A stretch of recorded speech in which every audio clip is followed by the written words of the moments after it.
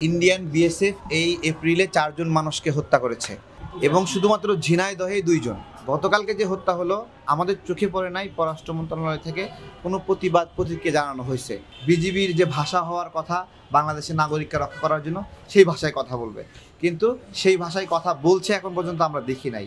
শুধুমাত্র মুখরোচক কথা বলে আমাদেরকে ভুলায় রাখছে। এটা তো শেখ হাসিনার সরকার না, আমাদের সরকার।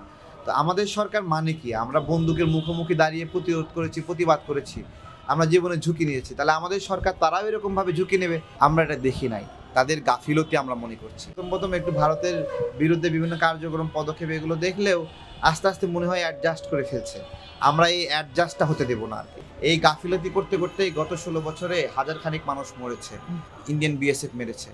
তারা বলে চোরাচালান, বিভিন্ন কথা বলে যে বিএসএফকে হামলা করতে গেছে, বিভিন্ন কথা বলে, কিন্তু 27 জন শিশু তো মারা গেছে। ওয়ালটন আবারও মিলিয়নিয়ার অফারে ওয়ালটন ফ্রিজ কিনে আপনিও হয়ে যেতে পারেন মিলিয়নিয়ার। এই শিশুরাও কি বিএসএফকে প্রতিহত করতে গিয়েছিল? তো তারা এরকম করে আমাদের নাগরিকদেরকে হত্যা করছে। সরকার অনেক সুন্দর সুন্দর কথা বলে, আমাদের ভাল লাগে সেই কথাগুলো, কিন্তু শুধু তো ভালো লাগা দিয়ে চলে না, মানুষ তো মরছে। তো ওটাই আমরা একটু তাদেরকে কথা বলবো যে তারা কেন ভুলে গেল দেশের এই বিষয়টি। দেশের নাগরিককে হত্যা করা হলো, তাদের তো অন্যান্য রুটিন কাজ আছে, তাই না? রুটিন কাজ আছে, বিভিন্ন দেশের সাথে সম্পর্ক, যোগাযোগ।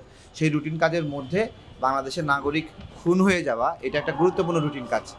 তো এই রুটিন কাজ তারা কেন ভুললো আর সামনে তারা কি করতে চায় এটা আমরা শুনবো। পাশাপাশি বাংলাদেশে অনেক অবৈধ নাগরিক আছে, সেই অবৈধ নাগরিকদের বিষয়ে পররাষ্ট্র মন্ত্রণালয়, স্বরাষ্ট্র মন্ত্রণালয় কি ভাবছে?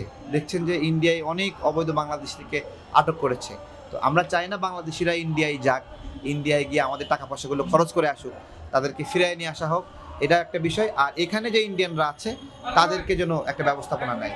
এটা স্মারকলিপিতে ওটাই লিখেছি আমরা, যে এই যে ঝিনাইদহে 2 নাগরিক হত্যা হলো এই মাসে, তারপরে আবার 4 জন হত্যা হলো এই মাসে। তো এখনও তো এই মাসটা শেষ হয় নাই, দেখা যাচ্ছে যে আরও 2-1 জন হত্যা করলে 5-6 জন হয়ে যাবে। তো এই বিষয়টা চলছে। তারপরে চীনের সাথে একটা সম্পর্ক, পাকিস্তানের সাথে একটা সম্পর্ক, এই বিষয়টাও এখন বিবেচনাধীন। এখন ভারত একটু মানে বেকায়দায় আছে। এই বেকায়দার সময়ে আমরা সেই সুবিধাটা নিব নাকি ভারতকেই সুবিধা দিব, এটা একটা বিষয়। এই মুহূর্তে অবশ্যই ভারতের চেয়ে বা বিশ্বের যে কোনো দেশ আমাদের ভালো বন্ধু, এটা হলো মাথায় রাখতে হবে। এটা চীন আমাদের ভালো বন্ধু, পাকিস্তান তাদেরকেও বন্ধু হিসেবে এই সময় বিবেচনা করতে হবে।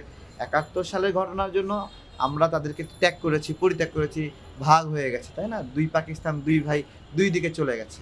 তারা আমাদের ওপর অনেক নিপীড়ন করেছে, এই বিষয়গুলোর জন্য আমরা নিন্দা জানিয়েছি, তারাও ক্ষমা চেয়েছে। কিন্তু এখন বাংলাদেশের সার্বভৌমত্বের স্বার্থে চীন, পাকিস্তান, নেপাল, ভুটান, মায়ানমার, অপরাপর যে দেশগুলো আছে, এই দেশগুলোর সাথে আমাদের সম্পর্ক রিভাইজ করতে হবে। রিভাইজ করে নতুন সংজ্ঞা দিতে হবে এবং তাদেরকে আমাদের বন্ধুর তালিকায় নাম লেখাতে হবে।